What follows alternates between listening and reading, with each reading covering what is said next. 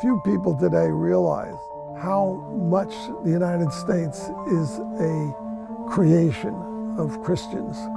The 98% of the settlers to this country were Protestant Christians fleeing persecution. They created the country, and they created it on Christian principles, actually Protestant Christian principles. Every value that we hold dear, equality, inclusion, freedom, are Christian values. Before the Protestant Reformation, you couldn't get to heaven except by going through the Catholic Church. And the revolutionary idea that the Protestant Reformation came up with was called the priesthood of all believers. So there's no priest class between you and the Creator. That was the fundamental Protestant idea. When you think about it for a second, if everybody is a priest, everybody is equal. And it's this idea that led to the freeing of the slaves, to the equality of women, to all the great advances in our culture. In America, for the last 50 years, there's been a dedicated war against Christianity and against believers by the so-called progressive left. In my lifetime, there's never been a darker hour for America. When I left the radical movement, when I saw that radicalism was a destructive and evil movement, I began to re-examine the foundations of this country. And the first thing that occurred to me was that you can't have inalienable rights to life, liberty, and the pursuit of happiness unless there's a God, or unless you have respect for people who believe in God. Atheists could not have created this country.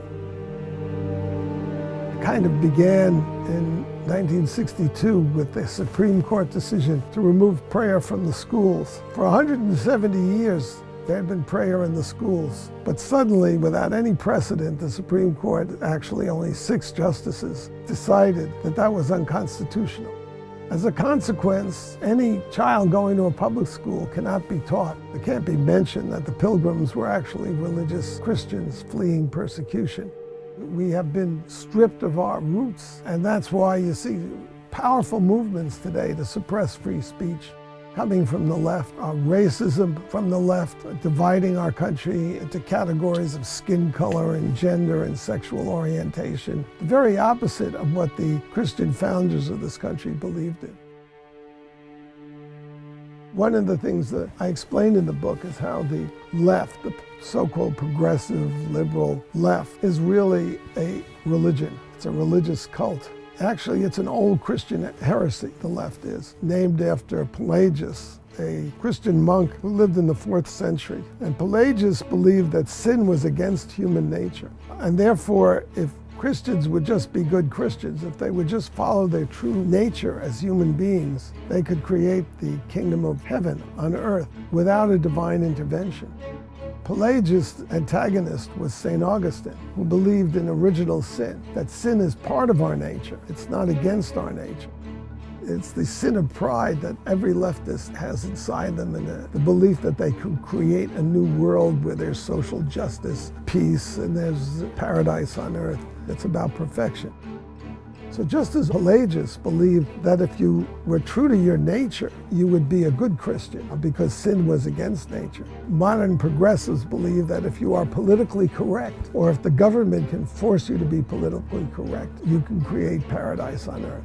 This is the most dangerous and destructive idea in the history of the human race. It's the idea that we confront today. And it's why I've called this book The War to Destroy Christian America. The most important freedom we have, it actually begins with religious liberty, is freedom of conscience. If they delegitimize your conscience and silence you so that you can't speak, you can't defend any of your freedoms. The whole basis of our freedoms as Americans is, first of all, this religious liberty, the liberty of conscience. There's no more important fight than defending the freedom of people to disagree with you. The left is at war with people who disagree with them. The left has declared war on Christianity, and the Christians are on the front line. And it's a very, very dangerous moment in our political history.